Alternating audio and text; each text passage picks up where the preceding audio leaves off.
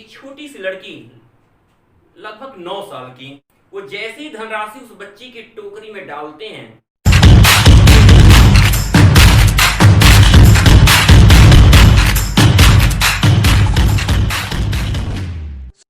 तो आज हम बात करेंगे आपको गर्ल विद द बास्केट के बारे में।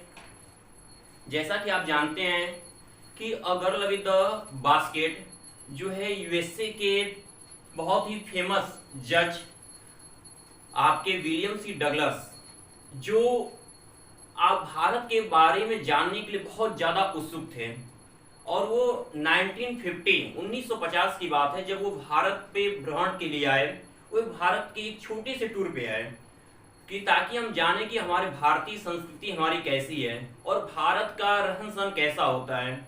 जब 1950 में वो हमारे भारत देश के दौरे पे आए तो उस समय यहाँ की स्थिति, चूंकि बंटवारा हुए भारत और पाकिस्तान का जो डिवाइडेशन था कुछ ही दिन हुए थे, और उस समय जो हमारे भारत की स्थिति थी और कुछ लोग ऐसे थे जो भारत से में रहने के लिए पाकिस्तान को छोड़ के आए थे। 9 millions of people left Pakistan. लगभग 90 लाख लोगों ने पाकिस्तान को छोड़ा था। रीजन क्या था? रिलीजियस फैनाटिज्म, धार्मिक परिवर्तन। वहां पर जबरदस्ती जो है पाकिस्तान में धर्म परिवर्तन कराए जा रहे थे, उसके डर से वो लोग भागकर भारत में आ गए। और उस समय ये इनकी स्थिति बहुत ही दयनीय थी। ये किसी बेरोजगारी से, भूखमरी से और अन्य तरीके की बहुत से प्रॉब्लम को ये अपना सह रहे थे।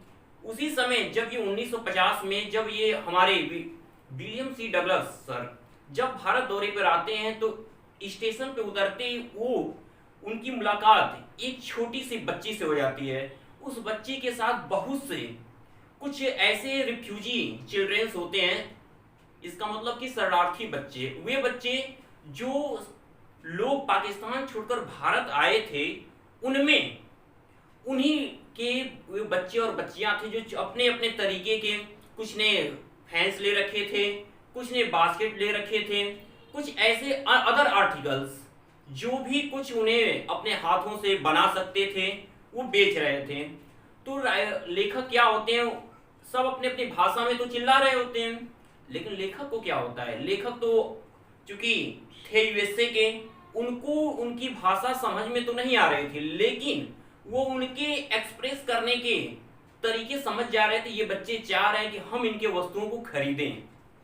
और लेखक क्या करते हैं, एक एक करके सब बच्चों से कुछ ना कुछ खरीदते हैं, लेकिन तब जब उनका खरीदने के लायक पूरी उनकी आवश्यकता की चीजें वो खरीद लेते हैं, अब उनके पास खरीदने के लिए कोई चीज नहीं बची होती है। तो तभी एक क्या होती है, एक छोटी सी लड़की लगभग 9 साल की, उनको क्या करती है, पूरी तरह से उनको मजबूर करती है कि वो उसकी टोकरी को खरीदे। फर्स्ट लेखक डेनिडर उसे मना करती है कि नहीं, मैं आपकी टोकरी को खरीद नहीं सकता हूं, फिर भी लेकिन मैं आपको जो है इसके बदले कुछ एक दान दे रहा हूं, एक छोटी सी धनराशि पेश कर रहा हूं। लेकिन वो जैसे ही वो कुछ ये सोच करके बच्ची को पैसे की जरूरत है, मैं इसको पैसा दे दूं, लेकिन वो ये चीज नहीं समझ पाए कि मैं कहां पर आया हूं, मैं किस देश में आया हूं और मैं क्या करने आया हूं। वो जैसे ही धनराशि उस बच्ची की टोकरी में डालते हैं, वो बच्ची पूरे उस पैसे तुरंत क्रोधित हो जाती है, गुस्से के साथ, पूरे घमंड के साथ।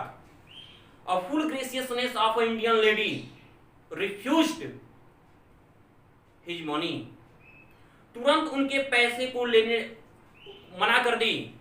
और वो सोची, उनको समझा दी कि नहीं, ये कोई भी इंडियन हो वो हमेशा मेहनत का कमा कर खाना जानता है, ऐसे किसी का दी हुई भेंट वो नहीं ले सकता, आप हमें इतना तुच्छ न समझे। Girl of 9 years old inspired the writer at last. लेखक जो है पूरी तरह से इतना उससे ज्यादा प्रेरित हुए कि वाह, एक छोटी सी बच्ची जिसकी स्थिति इतनी दयनीय है, जो भूखमरी के कगार पे है, आज उसको अगर अनाज न मिले तो कुछ दिनों में वो मर सकती है, जिसके कपड़े, उसका रहन सहन इतना गंदे वातावरण का है, वो बच्ची इतने सम्मान और आत्मसम्मान, स्वाभिमान के साथ अगर कह रही है, तो इसका मतलब हर एक भारतीय जो है पूरे सम्मान के साथ जी रहा होगा। उस लड़की की वजह से उन्हें पूरे भारत के बारे में ऐसी फीलिंग हुई। और उस समय के आप जानते ही होंगे कि 1950 के समय हमारे भारत देश के प्रधानमंत्री कौन रहे हैं, क्या आप बता सकते हो? तो हाँ, तो उस समय हमारे प्रधानमंत्री माननीय श्री जवाहरलाल नेहरू जी से वो मुलाकात की और मुलाकात करके बताए, क्योंकि ये एक यूएसए के फेमस न्यायाधीश थे, तो ये बहुत आसानी से हमारे देश के प्रधानमंत्री से मिल सकते थे।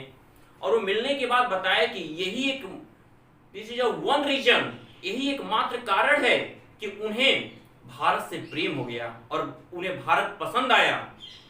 और ये पूरी मार्मिकता का वर्णन जो है पूरी सहजता के साथ लेखक ने भारत में उन्होंने क्या देखा, क्या क्या चीजें, घर कैसे हैं, लोग रहते कैसे हैं, कैसे अपना जीवन यापन करते हैं, कैसे पाकिस्तान से आने के बाद उनकी स्थितियां क्या थी, इसी के बारे में उन्होंने इस चैप्टर में बात किया है, a girl with the basket के बारे में।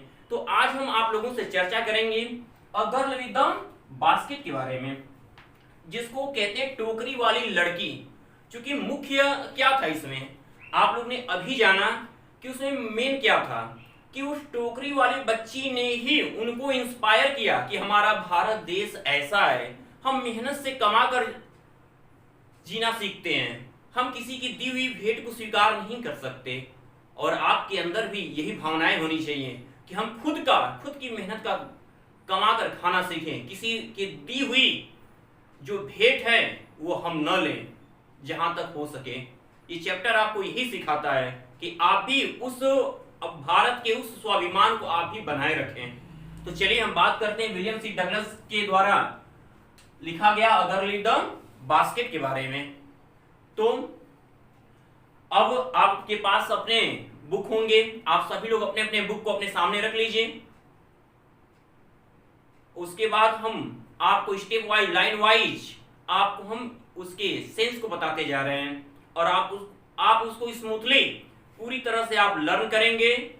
और डेली रिवीजन करने के बाद जहां पर आपको कोई भी चीज नहीं समझ में आएगी, आप तुरंत चैट के माध्यम से, कांटेक्ट के माध्यम से आप उसको बता सकते हैं, आपकी प्रॉब्लम सॉल्व की जाएगी। और हाँ, हमारी पूरी कोशिश रहेगी कि आप इस साल 12th, देखिए अब तक जितने बच्चों को पढ़ाया गया हर बच्चों ने हमेशा 90 एबव ही रहा है, हमेशा 90 के पार ही उनका मार्क्स आए। इस साल का रिजल्ट भी बहुत अच्छा रहा है बच्चों का। तो हमारी पूरी कोशिश रहेगी कि आप हमारे साथ बने रहिए और हम आपको इसके पूरे चीजों के बारे में, अगर द बास्केट के साथ साथ आपके जो भी चैप्टर होंगे इंग्लिश के या ग्रामर हो, शॉर्ट स्टोरीज हो, सबके बारे में आपको क्लियरली बताया जाएगा।